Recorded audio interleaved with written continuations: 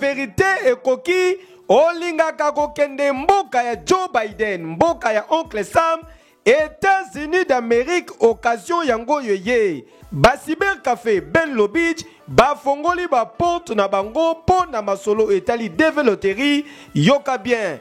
Deve Loterie ezali kobanda officiellement le 6 octobre oyo kino le 9 novembre 2021. Papa, maman, jeune fille, jeune garçon, étudiant, commerçant, les cas déjà mbango et pas professionnel ya masolo ya Deve Loterie veut dire ba cybercafé Benlo Beach pokuna oza déjà na 1000 chances ya ko gagner. Pour na ko participer na Deve Loterie, même passeport biométrique na yo en cours de validité. Soki pe oza na yo na passeport te komi tungisa te pour na Benlo Beach solution ezawana. Oleki mbangu na cybercafé Benlo Beach oyo ezwami en face Hôtel Phoenix na bon marché.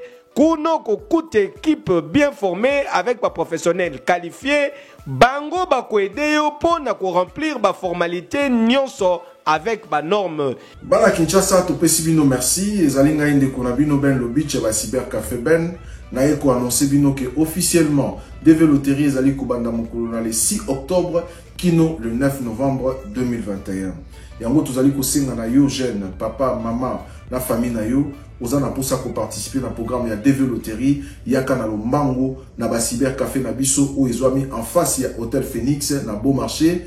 Et puis tozali na masina pour na bandeko ya Tchango, tozali libanda ya Apocalypse 22 na katite me libanda ya Apocalypse 22, pe tozali koyebisa na bandeko nyonso o bazali na limité industriel résidentiel Kingabwa, bandeko bazali na Yolo, bazali na Mombele, to bengisi bino ebele boya kobeta Deve Loterie, tozali na 7e rue en diagonale ya Kin Marché o ya 7e rue. Toko ya mabino pe tozali kosenga na bino boye ba ete Deve Loterie zali kobeta makaka na moto azali na passeport biométrique en cours de validité na yango wana soto za na posa kobeta Deve Loterie et que ozali na passeport te kimambangu na cybercafé na biso ezali en face ya Hôtel Phoenix na Beau Marché. Équipe na biso ezali wana e ko accompagner pe ko sunga yo pour que o participer na Deve Loterie na ndenge oyo esengeli selon les normes. Yoka lisusu eloko oyo oza na intérieur ya pays na ba province tope libanda ya mboka à travers numéro WhatsApp o ezali affiché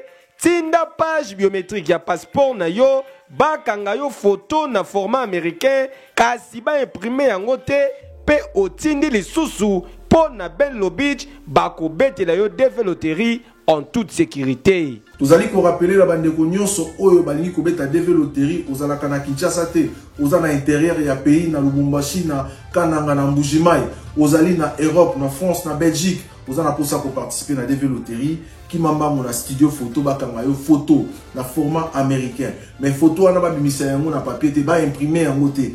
Ba tindela yo na téléphone directement, yo pe otindela biso directement. Et puis ozui page ya passeport na yo esika photo na identité na yo ezalaka osaleli biso capture ya écran otindeli biso na WhatsApp ya ba numéro mibale. Je pense que tokobetela yo Deve Loterie parce que bandeko ba mekaki système wana na 2019 na 2020 bango nyonso bazalaki ba gagnant ebele bazali kosala ba démarche mosusu ba uti kokende mais ba betelaki Deve Loterie na Kinshasa te.